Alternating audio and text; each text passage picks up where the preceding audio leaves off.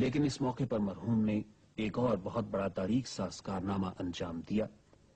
انہوں نے اپنی تقریر کا آغاز تلاوت کلام پاک سے کیا. یہ پہلا موقع تھا کہ 150 سے زیادہ ملکوں کی اس عظیم ترین بین الاقوامی تنظیم میں کلام پاک کی گونج انتہائی خوبصورت قرأت کے ساتھ سنائی تھی. On behalf of the General Assembly, I have the honor to welcome to the United Nations His Excellency General Muhammad Zia-ul Haq, President of the Islamic Republic of Pakistan, and to invite him to address the Assembly. أعوذ بالله من الشيطان الرجيم. بسم الله الرحمن الرحيم. الذين أخرجوا من ديارهم بغير حق إلا أن يقولوا ربنا الله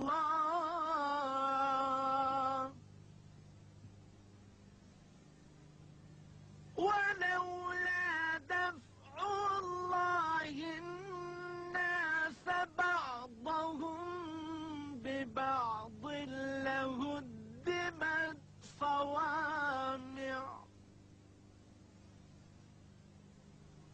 لهدمت صوامع وبيع وصلوات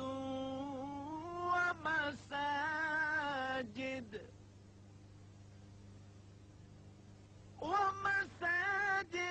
يذكر فيها اسم الله كثيرا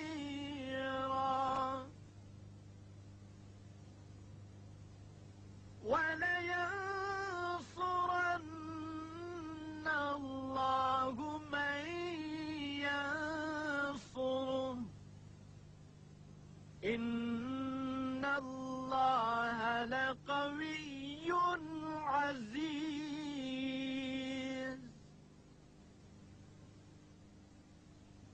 الذين إن مكناهم في الأرض أقاموا الصلاة وآتوا الزكاة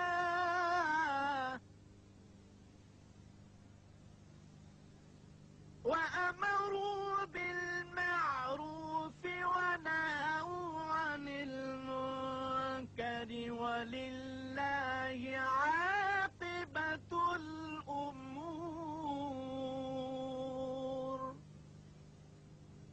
صدق الله العظيم. بسم الله الرحمن الرحيم.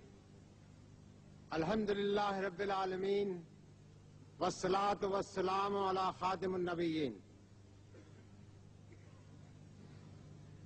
Mr. President, it's a great honor for me and my country that I've been given this opportunity to address this 35th session of the United Nations General Assembly on behalf of the 900 million fellow Muslims in commemoration of such an epoch-making event in human history.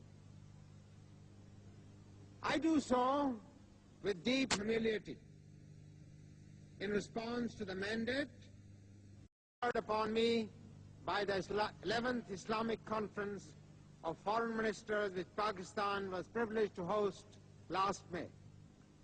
Speaking as a humble believer, I am particularly conscious of the Islamic injunction to rise above race, color, and creed, and to perceive fellow human beings in terms of universal brotherhood.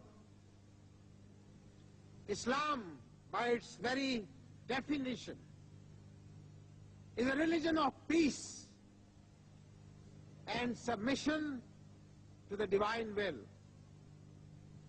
It demands of its followers to strive individually as well as collectively for the creation of a human society based on justice, and